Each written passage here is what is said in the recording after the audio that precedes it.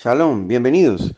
Hoy continuaremos con el estudio acerca de la asamblea del desierto como una sombra de la asamblea del Mesías, ambas vistas como Kahal, el término hebreo, ¿m? Término eclesía, término griego, que a la vez tiene la misma connotación del término sinagogue o sinagoga, la misma connotación. Y son los llamados en el corazón a ser salvos y a servir. Hay una relación muy especial que podemos encontrar a través de la festividad o la convocatoria santa de Pentecostés, que llamamos en hebreo Shavuot, la fiesta de las semanas, que ustedes pueden consultar ahí en Levíticos 23, que es la misma que está relacionada en Hechos 2. Vamos a revisar un poco el asunto. Encontramos de entrada un caso paradójico entre el juicio y la salvación. El juicio que nos habla Éxodo 32, 28, donde se nos dice que tras la entrega de la Torá, el pueblo se fue a la desobediencia, a la rebeldía, porque Moshe no bajaba pronto de la montaña y entonces decidieron decirle a Aarón que les construyera un becerro de oro para adorarlo. Y a través de esto murieron 3.000 hombres. Fueron asesinados por los levitas quienes fueron ordenados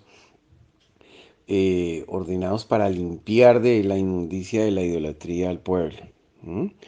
Sin embargo, en Hechos 2:41 se nos habla de un hecho totalmente diferente, ¿no? Una salvación. Y dice Hechos 2:41, aquellos que gustosamente recibieron su palabra fueron sumergidos o bautizados, ¿no? Y ese día se agregaron alrededor de 3.000 almas a ellos.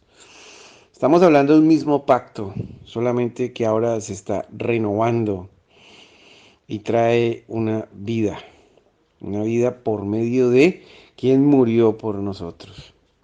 Vemos otra señal importante, el estruendo.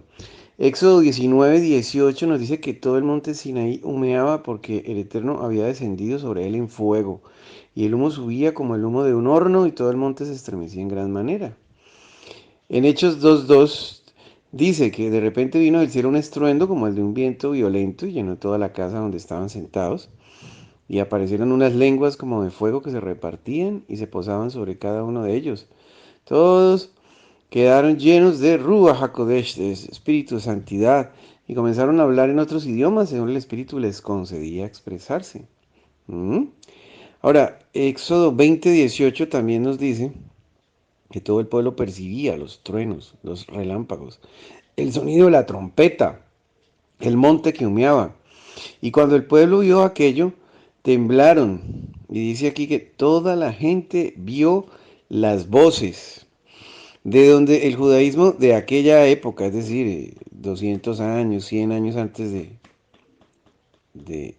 Cristo, antes del Mesías, el judaísmo decía, el rabino Yohanan decía, por ejemplo, en el Talmud, la voz salió y se dividió en 7 voces y de 7 voces en 70 lenguas para que todas las naciones escucharan. Y cada nación oyó la voz en su propia lengua y se sorprendió. Pero el pueblo de Israel oyó la voz y no fue herido. Y sobre esto hay varias interpretaciones históricas que nos ayudan a comprender este acontecimiento. Lo importante es que esto ya lo sabían los judíos, la gente de la época en que Yeshua vivió, y ellos creían esto. Este era el entendimiento común para el pueblo hebreo en aquella época, el pueblo del segundo templo. Con esto, ¿a qué vamos? A que estamos viviendo el mismo acontecimiento.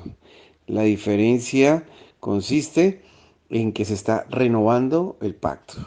Estamos hablando de la misma asamblea, de la misma Cajal de Israel, los mismos que han sido llamados a servir al Creador por medio de su espíritu, de su Ruach HaKodesh. También vemos entonces la sangre del pacto.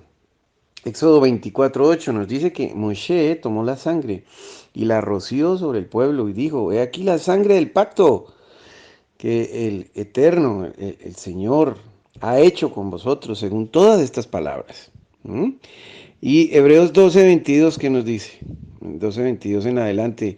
Más bien ustedes se han acercado al monte Sión, a la ciudad Dios viviente, el Elohim viviente, a la Jerusalén celestial, a la reunión de millares de mensajeros, a la asamblea de los primogénitos escritos en el cielo, al Creador, el juez de todos, a la unión espiritual de los justos que han llegado a la madurez, y a Yeshua, a Jesús, el mediador de la nueva alianza, y a la sangre rociada, que habla mejor que la de Abel. Aquí estamos hablando de una sangre que media una nueva alianza, es decir, la reconciliación de la comunidad, de la asamblea de Israel. Ahora nos dice Hechos 20:28. Cuídense ustedes y a todo el rebaño sobre el cual el Ruach HaKodesh, el Espíritu, los ha puesto como supervisores para pastorear la asamblea de Dios, del Eterno, del Señor, dicen algunas traducciones, la cual adquirió mediante su propia sangre. ¿Qué estamos entendiendo aquí? Que el mismo Creador se hizo hombre, como lo vemos y como lo hemos entendido a través de diferentes pasajes bíblicos que hablan de esa unidad, porque en Yeshua habita la plenitud de la deidad, ¿cierto? Y nos dice aquí que él mismo se vino a pastorear la asamblea, él mismo se vino y mediante su propia sangre la rescató. Es decir, estamos hablando de cuál asamblea, pues de la misma, no estamos hablando de otra. El rebaño sobre el cual el Espíritu nos ha puesto como supervisores es el rebaño de los hijos de Israel, es lo que se nos está diciendo en Hechos. ¿Qué dice Hebreos 13:20? El Elohim, el Dios de la paz, que por la sangre de la alianza eterna levantó de entre los muertos a nuestro Adón, nuestro Señor Yeshua, el gran pastor de las ovejas. ¿Qué está diciendo aquí? Que hay una sangre de una alianza que es eterna. No está diciendo que es una sangre de una alianza diferente a la anterior. No, la sangre de la alianza eterna. Por esa sangre eterna es que el Creador ha redimido a su propio pueblo y lo ha convertido en su especial tesoro. Esta es la segunda entrega, hermanos. Vamos ya a la última. En la última estaremos hablando de una parte que nos falta y de las conclusiones por medio de las cuales podemos entender que la Asamblea de Israel es una sombra de lo que nosotros conocemos como iglesia. Shalom para todos.